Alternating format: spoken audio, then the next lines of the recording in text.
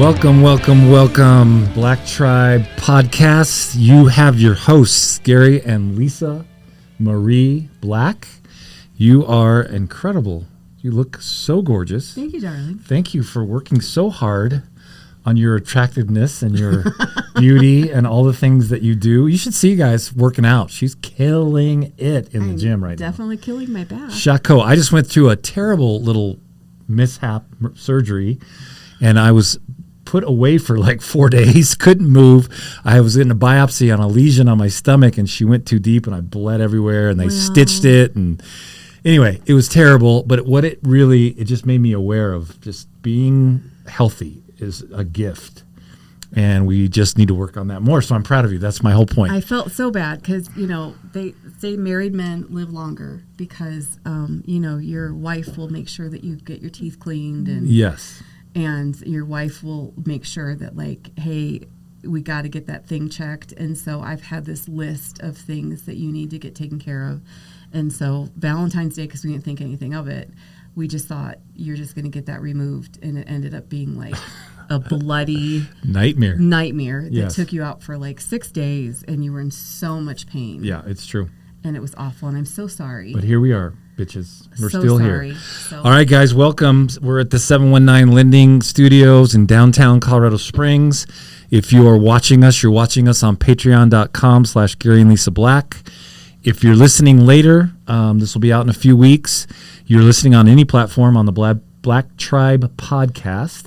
I'm hoping to pick up the M456 again this year with some of the men that are in my life. We're working on some things, and so we're excited. In your life. We're on the 5th series on pornography, a human issue, not just a man issue or a woman issue. It's not a dog issue.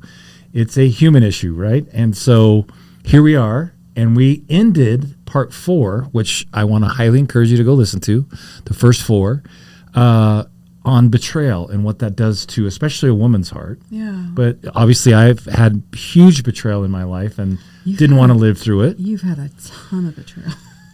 Yeah, I've had lots of betrayal in business and in marriage and children, friendships. Here we go. And I've betrayed people. So I'm not perfect in that.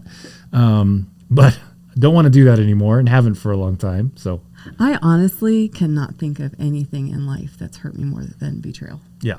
Ever. Well, it affects your health. It affects your mental, everything. Devastating. Yeah, it's devastating. And so I wonder how Jesus, I just always think when he was on the cross, if that had to be what hurt the most. Jesus Cristo. All right, so you go through a betrayal of, let's say, because again, we're back to guys, we're coaching a lot again this year. It's 2024. And we're hearing the same thing from just about everyone we're coaching. It doesn't matter what generation they're from. It doesn't matter how old they are or how long they've been married. It doesn't matter how many children they have. It's usually coming down to a man being addicted to pornography and a woman feeling betrayed. Would you agree with that? I would say that our modern society has more opportunities to betray people probably than we used to. And also this word that I'm going to start shooting things, normalizing. Let's normalize. We're normalizing things we shouldn't be normalizing. And I think people are putting so many things in the gray area. It's kind of ridiculous. It's very much, we're just trying to make everything acceptable so people won't feel shame. And I'm like, doesn't work. Y'all need to feel some shame. Yeah, yeah. Shame's not bad. It's turning you to Holy Spirit. And if you, I think there's 2 routes the human race is taking right now. It's just don't have any responsibility, and then you don't have to worry. Like, don't attach to anyone and don't make any commitments. Don't have a job. Don't get married. Don't have children.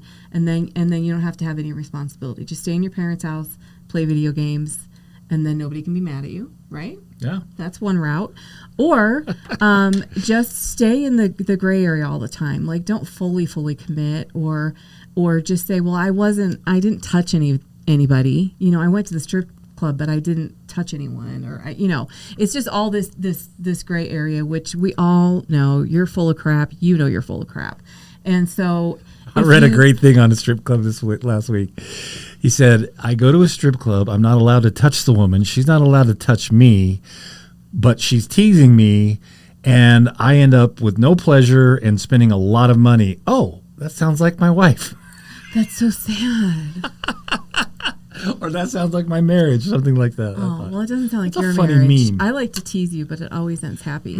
Okay, so the thing this could really just be because I didn't have pornography betrayal in my marriage, my first marriage. I had a addiction betrayal, but it's interesting to me when we use the word addiction. Okay. Because it sounds like an excuse to me. I do feel that way when people are like, well, I have an addiction. I'm like, does that mean you're not responsible? Does that mean you don't have free will? It's always bothered me a little bit. Be careful here because, remember I just put the thing out that you don't have to be depressed, and I got whiplashed by older women. You got depressed? Well, but did you get depressed a couple days ago? I got sad. You got sad? Yeah. What's the difference? And I think you have to allow yourself to be sad. But if you're depressed, it's because you're choosing depression. Okay. And depression turns into a spirit, a demonic thing. Okay. Sadness can. You can be so sad that you can open doors to the demonic, for sure. But I always break any kind of agreement that I have with sadness or depression. And then I have to overcome that. The whole point is being an overcomer, right? So when you say people use addiction as an excuse, you're right, but you're going to piss a lot of people off. Don't I do that just by opening my eyes every day? Come on, church. Okay. All right. Yeah, I'm sure that does. But I we've talked about when a habit turns into an addiction, and I think that anything can become an addiction because your body, your mind will start to crave whatever you give it. Yes. Like, are we addicted to coffee? Because every morning about 6:30 we have it, so our body's like, where's the coffee? Right. But could we wake up tomorrow and not have it? Yeah, we could. Yeah, it would be hard, but yeah. But I don't think we'd have to go to the hospital or anything and get a coffee IV. Right. Okay. We still have free will. Okay. Okay. I like that. All right. All right. So when you are betrayed and there's an emotional flood, I want to hit this because this is really good. Okay. I love your notes on this. You either go into denial. Right? Mm-hmm. Because that's part of the process, and you shut down because it's just too much. Yeah. And you look to wait for ways to numb it. Yes. Right? You can be the best friend and go and be the biggest supporter and cheerleader, but you have to be careful what you say to people who are going through betrayal. And we talked about that a little bit on the last podcast. People say the stupidest things, like when people would quote to me, well, if you would have trained your child in the way he should have gone, and when he was older, he wouldn't depart. That's old covenant. I wouldn't want to train my kids in old covenant. I train my kids in grace and a new covenant and in holiness to the Lord. Now, not that they're all living that way right now, but that's what we put into them. But they're also not old. Right. Well, that's just an old covenant. That's an old covenant statement. Okay. Rage or anger, the louder you are, the more you will understand how much this hurts. Ooh. That would be me. I would be like, I'm going to say this one more time louder, so maybe you'll understand how hurt I am. Ooh, and that's really bad, guys. I deal with a lot of young men when I'm coaching that are angry because their dads were assholes, because their coaches were assholes, their teachers, whatever. Because as men, all we're looking for is respect. And so most young guys that I'm dealing with have fatherless issues because it's a blight on a whole generation, not just if you didn't have a good father, right? But I see the rage and anger come out, especially towards their spouse or their girlfriend, because it always comes out to the people that we trust or love the most. Yeah. Did you used to rage at your mom? I used to rage at my mom, and I used to rage at you. And was your mom literally perfect? She was perfect. I mean, she literally was. Yeah, she was amazing. I'm not saying that sarcastically as a she daughter-in-law who was hated. Unbelievable. I adored this woman. We love you, Mom. She was very soft and very patient and very kind. She was. And you were mean to her. I was mean to her. Do you feel like crap about that now? Well, I wasn't mean to her when I got older. I was mean to her as a teenager, and my brain didn't work. Right, because she was so nice. Yes. And I wasn't as nice as your mom, but I was a pretty nice mom. I'm a pretty sweet mom. Yeah. And I always felt like the kids were meaner to me than they were to you. Of course. It's easier to be meaner to you. Because I wouldn't fight back? I don't know. Oh. So then I tried to like get scary, and like Noah and Michael would literally say, I'm like, I would say, like, how come no one's afraid of me? And the boys would say, have you seen you?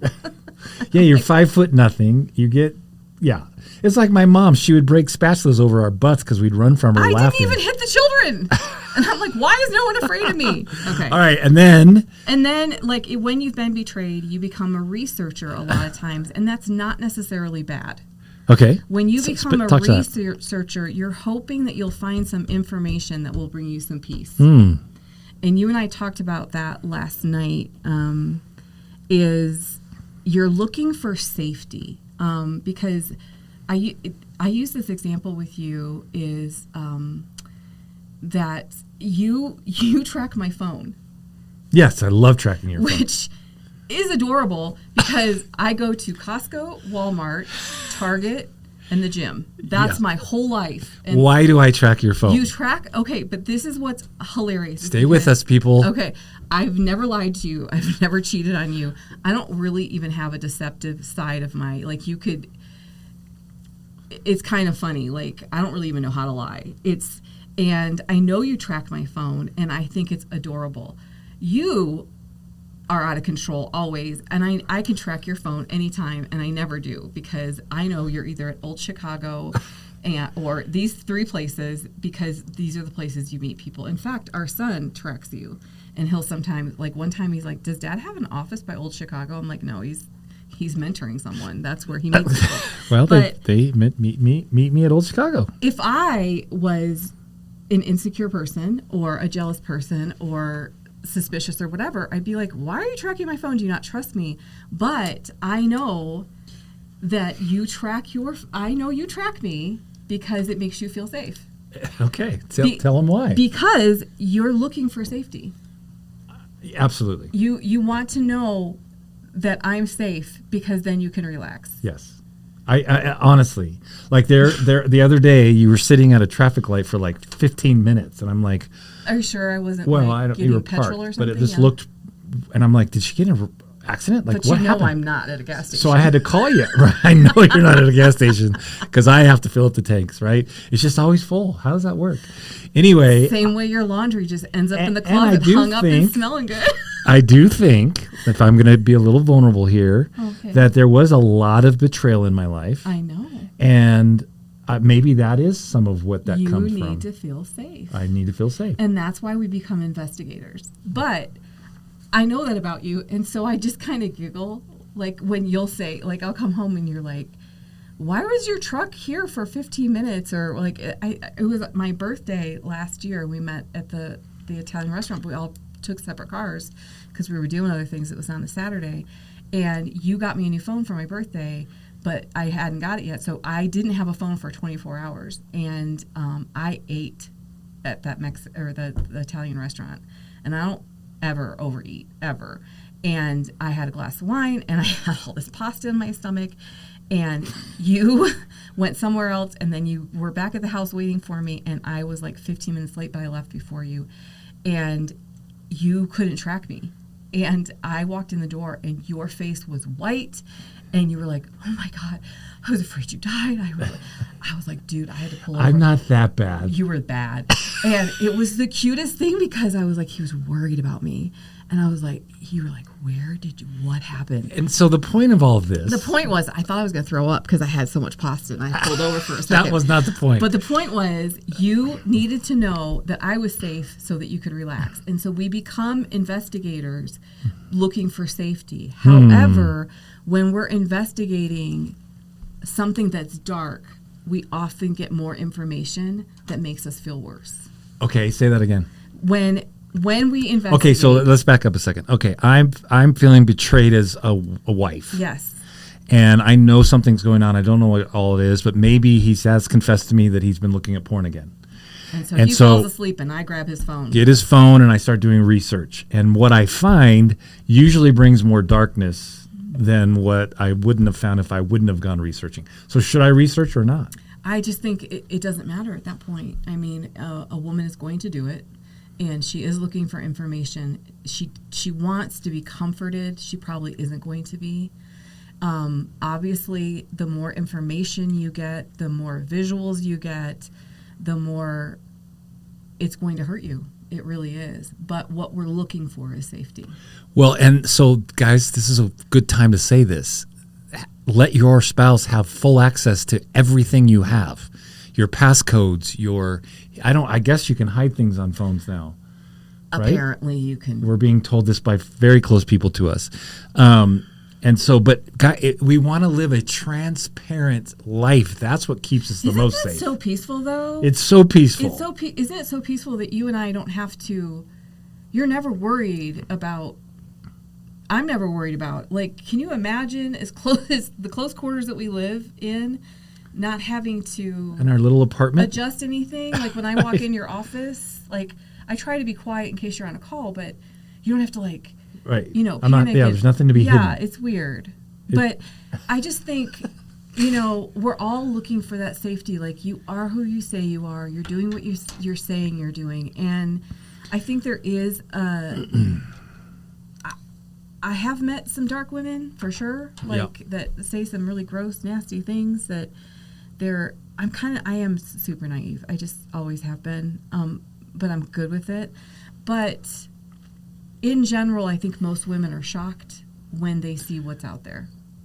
Okay. And it's always amazing to me that, that guy that just fell in Kansas City, when he hugged me, he did the Christian hug, and he didn't look at my boobs, and he didn't, by all account, he was having a love affair with Jesus, and he wrote books about kissing Jesus on the mouth.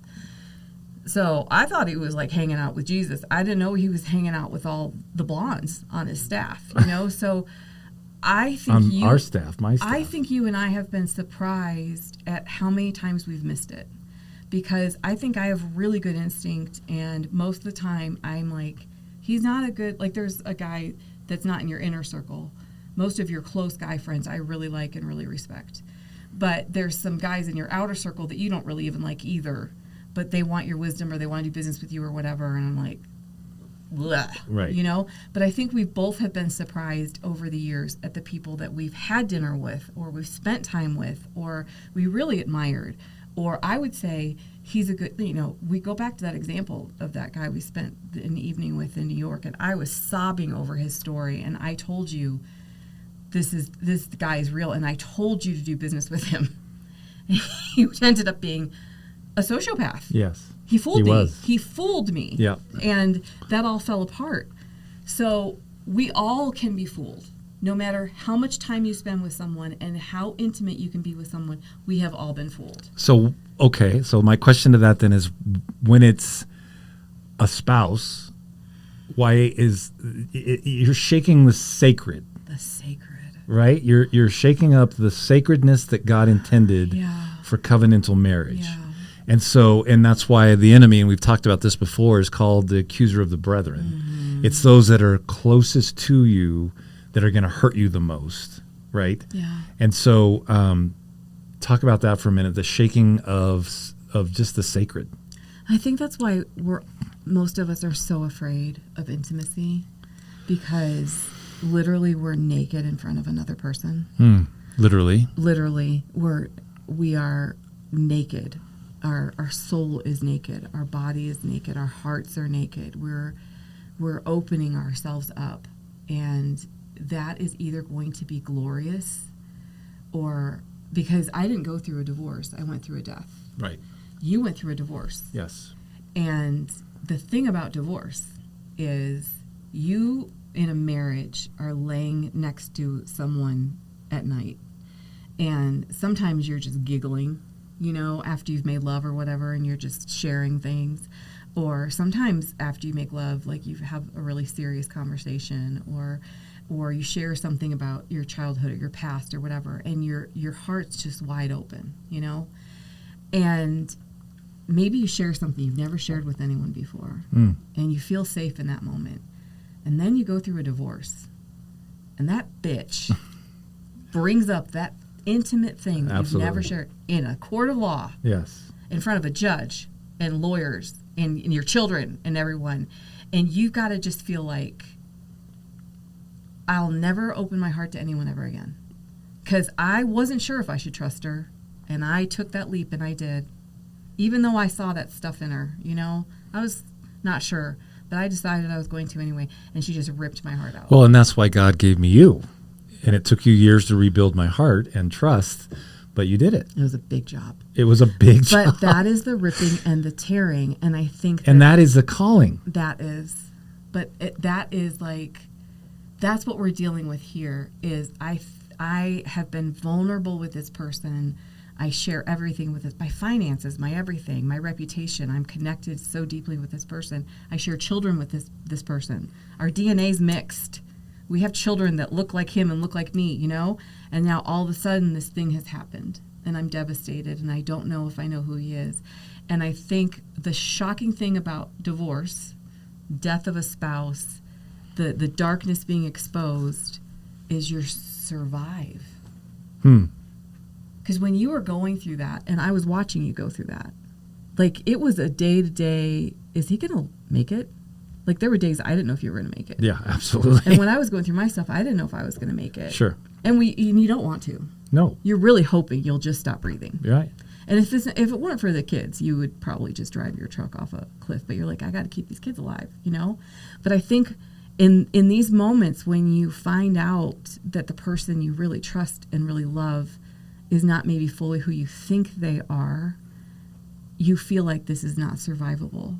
But it is survivable. It is. This is survivable. You will keep breathing. And I think that in the initial shock of things, it seems so dark.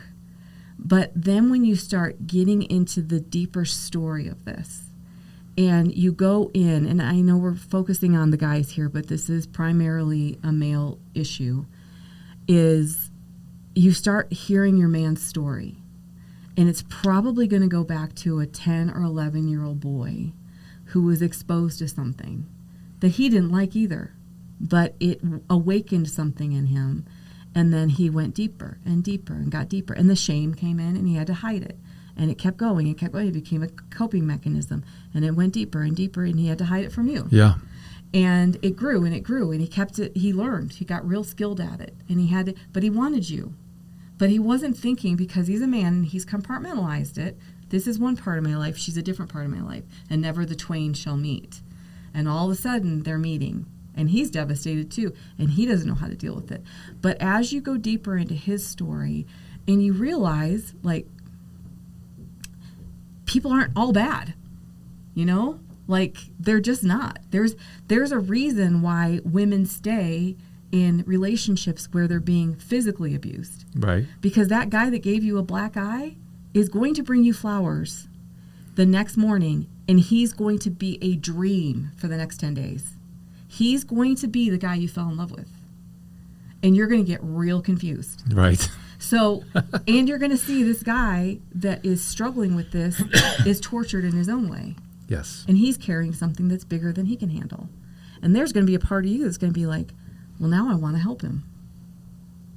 Seriously. The cycle. It's a cycle. Yeah. And depending on where he comes now, a man that comes in humility, a wife is going to be much more apt to, like, I want to help you. A man that comes with hostility and says, you just need to get over this, or this isn't that big of a deal, that's going to be a different conversation. But a man that comes broken in humility with a plan and says, I hate this as much as you do, and I hate what I've done to you, that's still going to be a process. It's not going to be wrapped up by midnight. Right. But that's going to open a woman's heart a lot quicker, because we were created. We do. Now, we're much more than helpers, but we were created to help. And when a man identifies a problem and says, I need help, there is something in us that kind of wants to rise up and be a part of that. Wow. And so the cycle is, though, when the man performs again, and he's good for a few days, but goes back to it. Yeah. What happens? That can be a cycle of madness. Like, when we're talking about abuse and we're talking about him or addictions, or addiction, he's performing because he doesn't want to lose you, or he needs you, or he's addicted to you as well. That's like that's the cycle of That's torment. the nightmare. Yeah, that's the nightmare. And there's a lot of people we're coaching that are kind of stuck in that right now. Well, and they're stuck in that a lot too because there's no real desire to change. There's a desire to stay in the cycle on the man's part.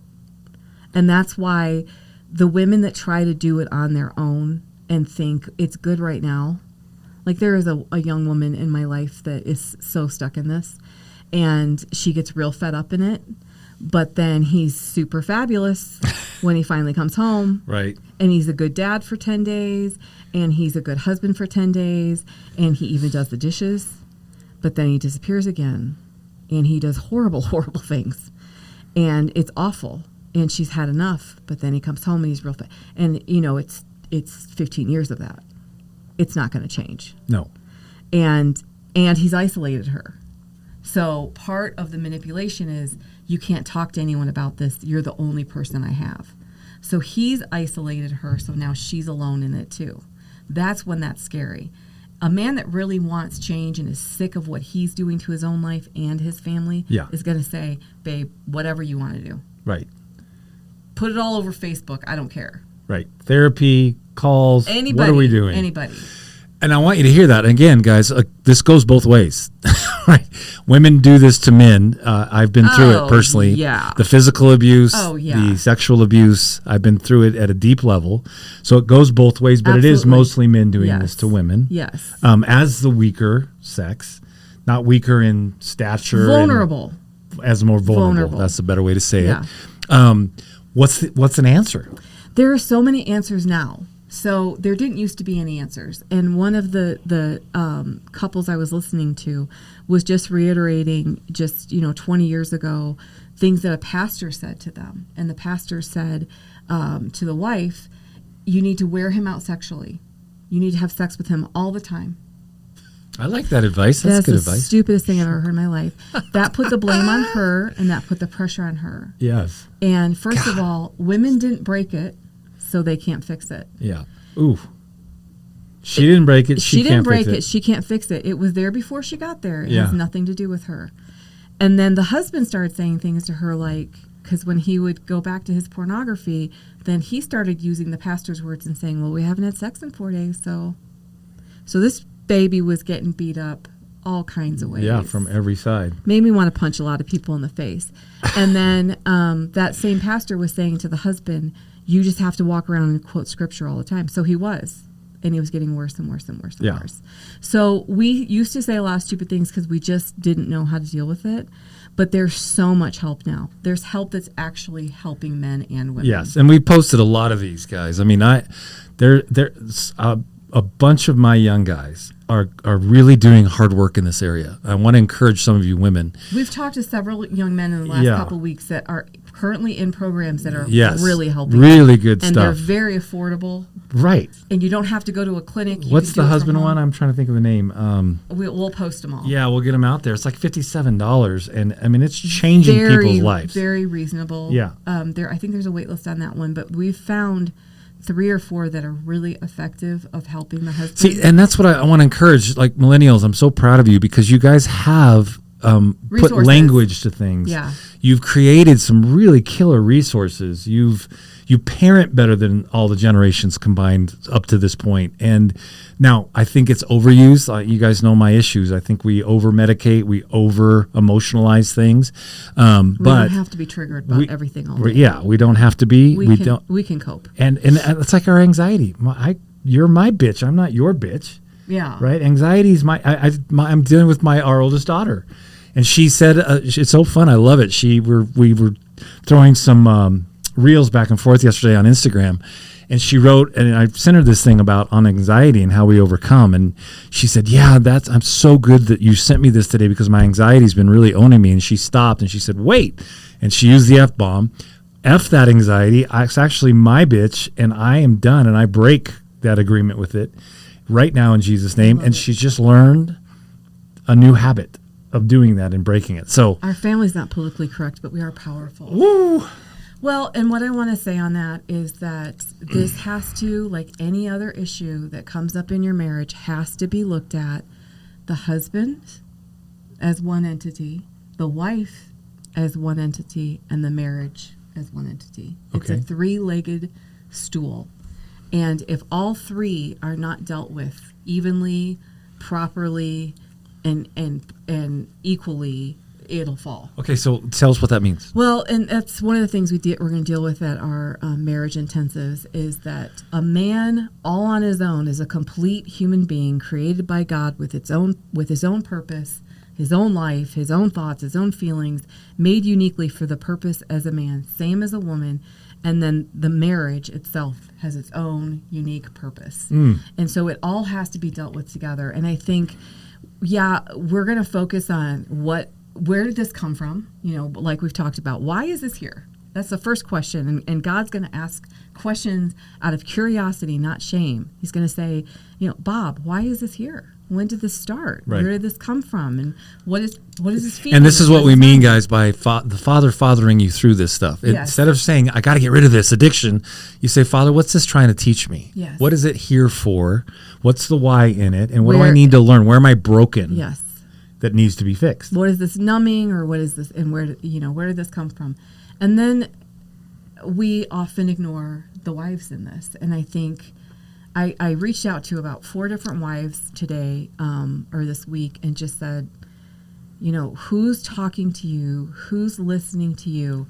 I just need you to promise me. It doesn't have to be me, but I need you to promise me you're talking to one woman that you trust with your whole heart about this, how you're feeling, what you're going through, when you're angry, when you're sad, when you're grieving, when you're disappointed, when you're just one that you can be totally upfront and honest with, that will not share your information with anybody else. I don't care if it's a professional therapist or just your best friend, that also loves your family and your husband. Yes. That isn't going to jump on a bandwagon and say things like, oh my God, I told you he was an asshole, you should have never married him. That's not going to help. Right. Just someone who is in support of your marriage, your family, and wants the best for you, but will let you say what you need to say without judgment. And I think a lot of times we ignore that piece. And wait a minute.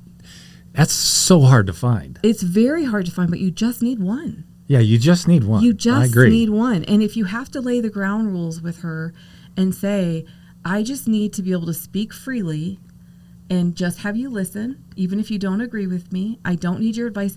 It's okay to tell people what you need in friendships. It's called boundaries. It's okay to say, like a lot of times you'll say to me, I don't need you to fix this. And then I will say something I think is encouraging to you. And you'll be like, I don't need you to fix it. I'm like, I'm not trying to fix it. I'm just trying to remind you who you are, what I see in you, why I love you, and why I believe in you. Yes. So it's okay to say those things. Like, I'm not trying to fix it.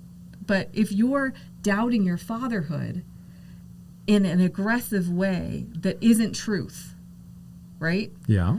I'm not trying to fix it or tell you that what you're feeling isn't valid, but I'm also not going to let you rehearse lies over your life. And I think that's really good for men to hear. It's okay to feel the sadness. It's okay to feel the disappointment, all the things that come with parenting, being a husband, your job, your business that you've started. Pressure. Yeah, I mean, we've got a business that's in lawsuits right now. It's horrible.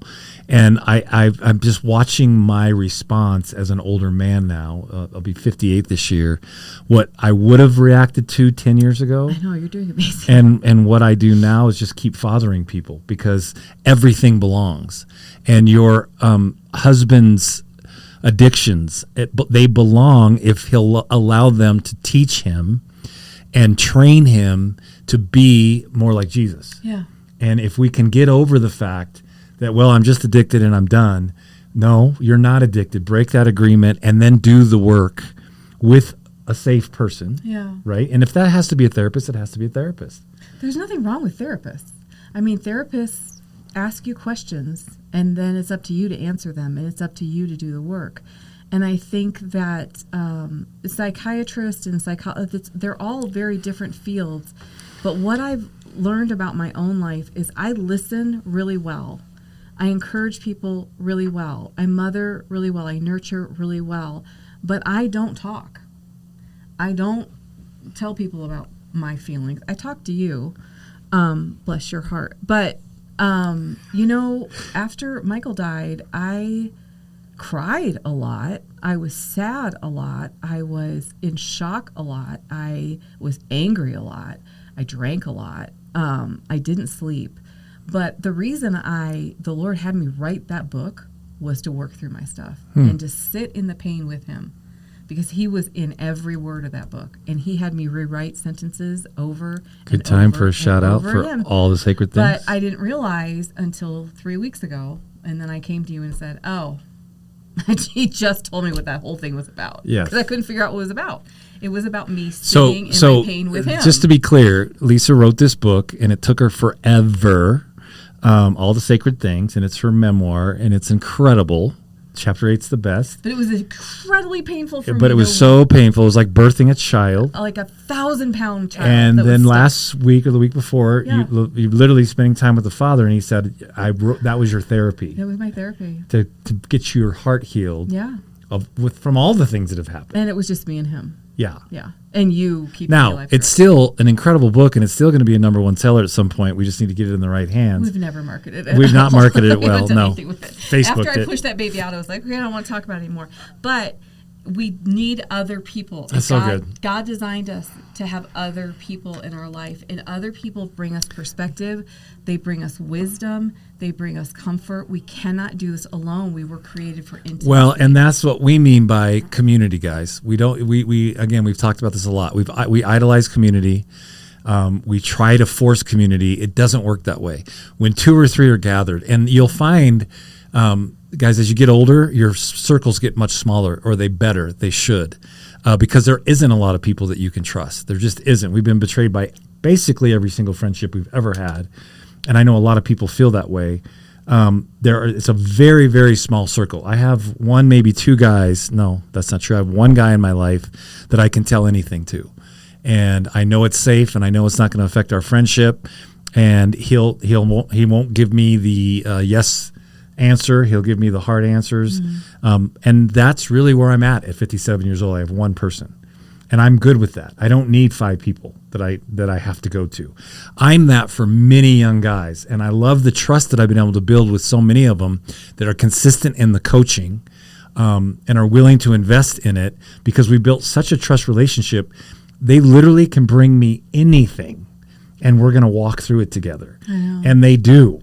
And it's very fulfilling for me on this end of that. You're amazing at it. Well, you're amazing. I love it, because every single person needs a safe person, and it's hard to find, right? Especially for women. Find, yeah. And I mean, when you're going to trust people with intimate things, you have to build that over time. You can't just assume. I think that there are people that I trust enough that if they were to say, "Hey, you can trust her," I would probably. Well, I mean, here's the perfect example. The Chitwoods came to the last marriage intensive we had here in Colorado Springs, and shout out to Joel and Summer. I mean, we love them. But they were sitting with the Hansons last week, and Jonathan said, "Man, the way you guys change lives is incredible." They were just going on and on. But he said, what the truth was is Joel's just in love with your wife. What? He thinks she's incredible. Oh, I love Joel. He's like, I just love men, and I just like collect sons everywhere I go. I know. I loved it, because it's like that's what changed them more than anything. Was you in his life as a mother, as an older woman that was mentoring his heart through that intensive. It changed him. I see these boys, and I don't know. I think God just gives me like a vision for their hearts. Yes. And it's like safe, because I'm like a mom, right? So it's like it works gorgeous really mom. But yeah, well, so we need to dial down here. It's a good time to shout out April. We're going to be in New Hampshire, Manchester, April, the weekend of the 17th, 18th, 19th, that weekend, at Zeal Church, and you can find the 21st. You can find all this information on our website, and then May. It's gonna be crazy. 17th will be out in fun. Bellingham, Washington, with some of our very best friends. It's gonna be awesome. Yeah, it's gonna be a lot of fun. So make sure that if you're close to those areas, or your marriage is just struggling, or you just need a newness to the covenant. What are you calling it? It's called Sacred. Oh God, what do we decide to call it? You killed it with the title, though. I can't remember. Sacred Return to Covenant. Return to Covenant. Yeah. Yeah, the sacredness of covenant. Yeah, and I've return to been covenant. writing constantly, so I think there's probably going to be a couple books and workbooks and some modules coming out of this. We'll probably start taping next week. Awesome. I need you for that. But I want to leave with this thought is betrayal trauma is something that I guess this kind of wraps up the last two that we're talking about, but it's a trauma perpetuated by someone with whom the victim is close and reliant upon for support. And then an interpersonal, intimate relationship is violated and the wound is deep. Okay, so betrayal trauma, you're saying that is trauma that's perpetuated by someone with who we're close to as a victim, and we're relying upon them for support. And then it's an intimate relationship, and when that gets violated, the wound is deeper. Yeah, so you think about a child who is dependent on a parent or any adult, and that person betrays that. Yeah. Or like we're talking about a spouse. It's anyone that's in your very close inner circle that you're dependent on in a way, or you trust in a way, or you need, and that bond is broken and that trust is broken. It's just a deeper blow. It is more devastating, and I think that sets very deep in us. I think it takes a lot more trust to get, it's going to take more time of consistency to get over that. And I think if you are the perpetrator of the betrayal, you've got to look at that from that perspective, that I have deeply wounded this person, because we want to say, why is this such a big deal? Why can't you just get over it? That was 2 years ago, or that was 20 years ago, or that was 10. If you look at it from that perspective, like what we were saying, we were just on the phone with our 8-week-old granddaughter. She's so dependent on her parents for food, for protection, to keep warm, for everything. If they miss one of those things, that's deep in that little girl. They miss a bottle, they miss a diaper change, we have that going on all the time in our world. You look at the little orphans in Romania when that was happening in the 90s, is these babies stopped crying because after a while no one came and they just stopped crying. Right, nobody picked them up. That's the saddest thing in the world. Right. And when we are dishonest with ourselves and then with the people that we're closest to, and we hide things from them, we're causing a deep wound. And so when that comes to the surface, we have to realize, I've deeply wounded this person. I'm going to have to do a lot of work to rebuild that, and that's going to cost me, and that's okay. Because that's okay. That's really good. I think, guys, you're looking at pornography. It's a betrayal to your spouse. It's a deep wound because it is cheating, and I want that to be really clear in this message. And I think that when you understand, and you can say, Father, I want to feel the pain that my spouse is feeling as a betrayal in this area of porn, or whatever the addictions are that are keeping you from having intimacy with your spouse, and then get very real about it, and find that person that you can go to outside of your marriage. If that's, again, a therapist, that's great for a little while. They'll give you some tools, but it's better if it's a true friend that you can actually trust, that's not going to go tell everybody about it, right? And then not a yes man, not a person who's trying to make you like them more or something. You want somebody to tell you the truth in love, and a lot of times the hard truth, which, again, why these guys keep coming back to me is because I speak the truth in love. I don't mess around with what they're dealing with and how they're treating their spouse. I'm just not going to. I'm going to tell them where they need to clean things up, and then I'm going to make sure that they do that and walk with them in it. And so I want to encourage you, you're not lost. If you're addicted to pornography, if you're betraying your spouse, it's not a lost cause. It's not over. You guys are just going to have to do the hard work to get to that refreshing. I promise you, the other side of this, that's where we should go. Is unbelievable. Yeah. The fruit of you doing this hard work for a while, it may take you a decade. It might take you a year. It doesn't matter how long it takes.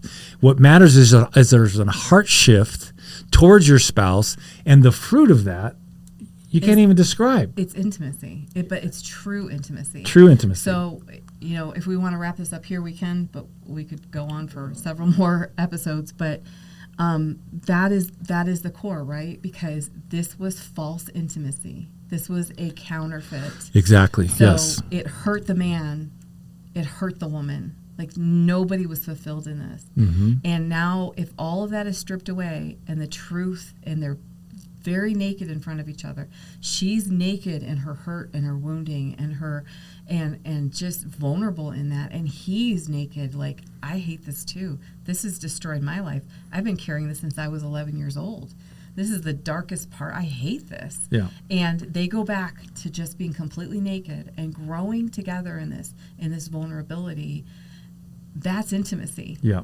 And True intimacy. every story that I listened to, and I listened to a lot of testimonials, the other side of it was really beautiful. Yeah, it is beautiful. It really was beautiful. It was. I didn't hear one story where they were like, we just couldn't get past it. Right. We got a divorce. It was like, no, it was survivable, but it was not like, hey, it's been 20 years and we still hate each other.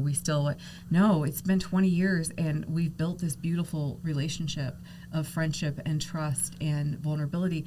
And a lot of these people have used it as the platform to help other people. Yes. You think about going from the discovery day to now talking about it all the time to try and help other people. I would not want to do that, but they have. And you're doing it. Well, I mean, taking the worst day of your life and choosing to talk about it all the time. Yeah. That's Terrible. That's a big switch. But that's because we're transformed by our pain. Yep. And we overcome our pain. We don't numb it, anesthetize it, and we don't run from it. We deal with it. And when you do that, guys, I say this all the time. One of my buddies called me this week. He's just sensed by the Father that I was sad. Nice. And he called me yesterday and he just said, man, I just feel like you're sad. And I said, I am sad. You're right. I've been betrayed by some people again. One of these businesses deals is going bad.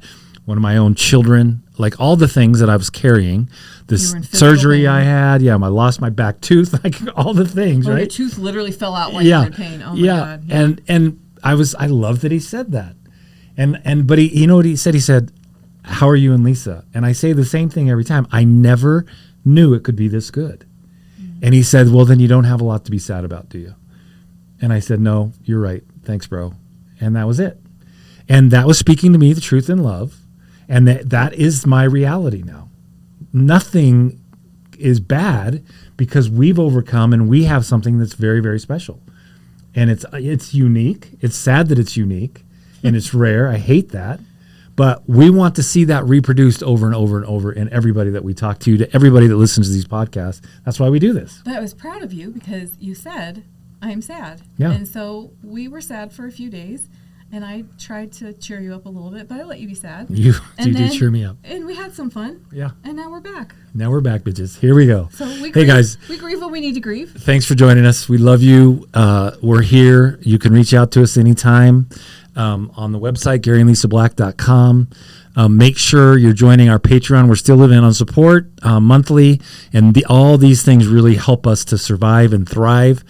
So we could really use that from you guys. And any questions, anything you have, any kind of questions about your marriage or tools that we could give you, please do not hesitate to ask us, to reach out. We'll try to post as much as we can on the information that we're finding that will help you. Thanks, baby. I love doing this with you. I know. I love you too. All right. God bless you guys. Talk soon.